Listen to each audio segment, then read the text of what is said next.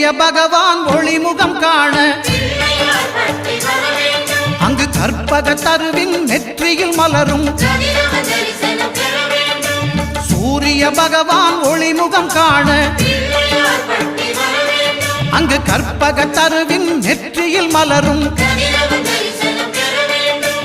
இருளை விலக்கி உலகை எழுப்பும் ஞாயிறு அங்கே குடியிருப்பான் அவன் ஆனை முகத்தனின் அடியவர் மனத்தில் ஒளியாய் வந்து கொலுவிருப்பான்